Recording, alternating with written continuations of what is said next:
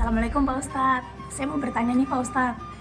Kan banyak banget teman-teman saya yang menawarkan untuk bergabung di bisnis MLM. Sedangkan dalam bisnis ini kita diwajibkan untuk menjual beberapa barang dan merekrut member yang ada di bawah kita. Tapi saya masih ragu nih Pak Ustadz untuk bergabung dalam bisnis ini. Nah, dalam hukum Islam itu bergabung di bisnis MLM itu seperti apa sih Pak Ustadz? Terima kasih. Waalaikumsalam warahmatullahi wabarakatuh. Saudara-saudara para pemirsa, bisnis dalam Islam masuk kategori muamalah yang hukum asalnya adalah boleh. Seperti dijelaskan dalam satu kaidah fikih, al-aslu fil muamalah al-ibahah. Bisnis dalam Islam masuk bagian dari muamalah dan itu dibolehkan. Perkembangan bisnis sekarang ini, baik sistem maupun budaya bisnisnya, sudah sangat pesat dan cepat.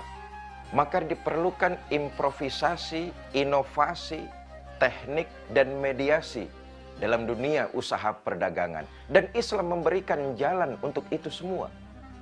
Maka dunia usaha, bisnis, perdagangan dalam Islam boleh dan memberikan ruang untuk melakukan perniagaan. Tetapi kemudian asal perniagaannya, asal bisnisnya, asal usahanya tidak keluar dari jalur-jalur syariat agama. Seperti penanya tadi, apa hukumnya dalam agama Islam tentang multi level marketing? Saudara para pemirsa, pakar marketing mengatakan ada 3 macam jenis pemasaran. Pertama, marketing eceran. Yang kedua, marketing penjualan langsung kepada konsumen.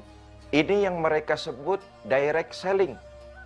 Pemasaran yang langsung kepada konsumen. Nah, yang ketiga, membangun sebuah jaringan, mengikut sertakan pelanggan sebagai tenaga pemasaran. Ini yang sekarang lagi booming disebut dengan MLM, multi level marketing. Bagaimana Islam menanggapinya? Di awal saya katakan hukum asalnya ibahah, boleh, tetapi dengan prinsip-prinsip. Apa prinsipnya? Pertama, menjauhi sifat doror. Apa itu doror? Bahaya. Tidak boleh sebuah usaha dilakukan menjerumus kepada hal-hal yang sifatnya doror, bahaya. Umpama menanamkan investasi untuk melakukan pendirian, pendistribusian, dan penyebaran narkoba. Menginvestasikan uang untuk menyalurkan, membuat dan menyalurkan serta menjadi bagian dari distribusi narkoba. Doror, bahaya, dan ini haram. Yang kedua, menjauhkan hal-hal yang bersifat jahalah. Apa itu jahalah? Ketidakjelasan. Dalam Islam sebuah perniagaan, barang yang mau diperjualbelikan harus jelas bentuknya. Tidak boleh samar-samar, apalagi orang sekarang bilang beli kucing dalam karung. Barangnya itu harus jelas. Saya menjual barang misalnya dengan si fulan, barangnya itu harus tampak dan jelas, serta diperlihatkan kepada fulan. Lalu terjadilah transaksi tawar-menawar. Maka prinsip yang kedua, jauhi sifat jahalah, ketidakjelasan. Pembeli dan penjual akan sah bertransaksi kalau barang yang diperjualbelikannya itu tidak jahalah. Harus jelas. Bapak, Ibu, saudara-saudara, para pemirsa Net TV yang saya cintai, berkaitan dengan MLM, multi level marketing. Sistem ini pernah dijalankan oleh baginda kita Nabi besar Muhammad SAW. Beliau pernah melakukan ini ketika awal-awal berdakwah di Mekah.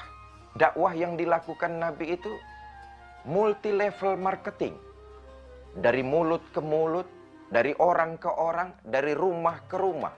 Pesannya berantai.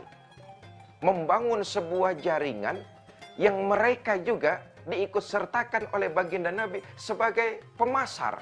Ini dilakukan oleh baginda kita Nabi besar Muhammad Shallallahu Alaihi Wasallam, menyebarkan Islam, mendakwahkan kepada mereka menggunakan person to person, dari mulut ke mulut, dari rumah ke rumah, dari orang ke orang.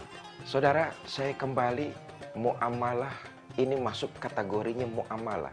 Maka hukum asalnya dalam Islam jelas dibolehkan, tetapi dengan sesuai syariat agama Islam.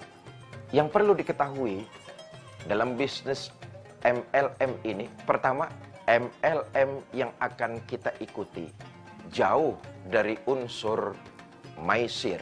Apa maisir itu? Investasi judi. Jelas ini hukumnya haram. Karena itu saran saya, ketika kita ingin memutuskan bergabung kepada sebuah perusahaan MLM, hendaknya kita mengetahui dulu, jauh dari unsur maisir, unsur investasi perjudian. Mudah-mudahan Allah lindungi kita dari hal tersebut. Yang kedua, gharar, yaitu unsur penipuan.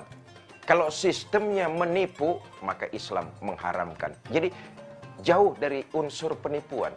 Dan yang ketiga, jauh dari unsur riba. Saudara-saudara, tentu tidak cukup waktu membahas hal-hal seperti ini. Tetapi mudah-mudahan ini bisa dipahami dan mencegah kita supaya kita lebih teliti lagi dalam menginvestasikan atau dalam berusaha bergabung dengan MLM. Wallahu a'lam bishawab. Jangan kemana-mana, kita akan masih menyaksikan tayangan berikut ini.